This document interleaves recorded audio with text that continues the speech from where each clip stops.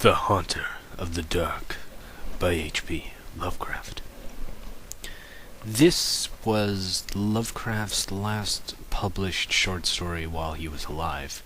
A year later, after this was published in 1937, sadly, he passed away from intestinal cancer. It's quite a shame because this is a great accomplishment, because this was a really well conceived story.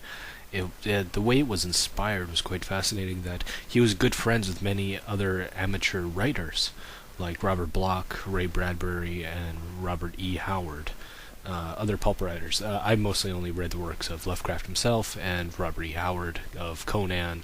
I haven't touched any of his Call the Conqueror or Solomon Kane. I know Mini Kaja likes that stuff. I'll check it out, definitely, if I get the time, but Lovecraft Month and my diet regimen and workout schedule really takes up a lot of my time, so this is the only time of day I really get to do my work of this for you people. So I really enjoyed this story. It's a great accomplishment in Lovecraft's life because he is really evolving. He's really changing up his style. It's a great combination of his his Edgar Allan Poe inspired stuff in earlier, and a great blend of his stuff, seamlessly intermittent with all this dark, occult, haunted steeple and dark type creature that is lurking. Him in the shadows, who is actually Nethelerotep in disguise. It's very much like an inside joke, or you have to be a fan of the work and a consistent reader to understand the hints and nods and things like that. Very much like me being a Star Wars geek and knowing that Lizard Monkey thing by Jabba's feet, or lack of feet, is Salacious Crumb, the monkey lizard. I knew that, but you have to look that up to know that. You had to be subscribed to Star Wars Insider or, Wikipedia. And, yeah.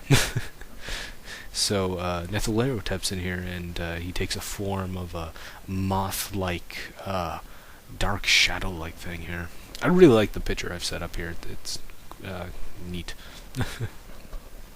And the character involved in all this is a writer himself, another kind of biographical character of Robert Blake, which Lovecraft based off his friend Robert Bloch, because the story is a sequel to Robert Bloch's Shambler of the Stars, which he killed off his character Robert Blake in that. But Lovecraft said, screw that, I like this character, I'm going to bring him back and have my own story with him. And this was kind of fun game you play with the writers. Like, Lovecraft would come up with an idea, or another person would come up with an idea, and they would, do their own takes on it.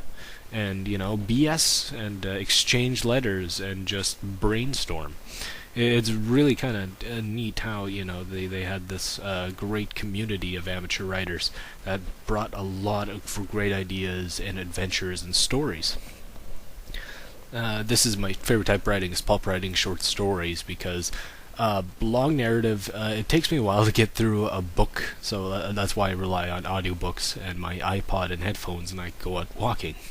So, yeah. Aside from that, I really enjoyed it. I really like the occult stuff, the Necronomicons in here. There's an interesting little trapezoid or trapezoidal. What do they call it? I'm totally blanking. It was like this little fetish idol. Fetish, not a sexual thing, but fetish for a little trinket or idol or mystical artifact. It was trapezoidal. It was a really big, cumbersome word, but it meant to explain unorthodox, not symmetric and unorthodox shapes to it. Something that's off. It really reminded me from Hellraiser for the puzzle box type thing, and this thing was a focal point of energy that did kind of bring forth Nethelerotep from the shadows, hence the Haunter of the Dark. It's really interesting. It's a really kind of neat little occult story with mysticism and local lore of the neighbors, the immigrants in town who are, cross themselves or make a little kind of a gesture with their hands, like the bullhorns or something. The rock and roll sign that meant to counteract the evil eye. Superstitions like that from the peasants. I always kind of like that. It always gives an level of eeriness, even if these people understand, yeah, something's wrong with this place. Um, I've been chatting way too long, folks. Check it out, The Haunter of the Dark. My favorite version of this was the read by Wade June, a great reader, great voice. He really brings a great gravitas to the creepiness and the ambiance of that. And he has okay pronunciation. I wasn't a big fan of his Call of Cthulhu audiobook version because he didn't really pronounce some of the alien language. He more or less spelled it out. Uh, check out the Garrick Hogan audiobook version of Call of Cthulhu. I recommend.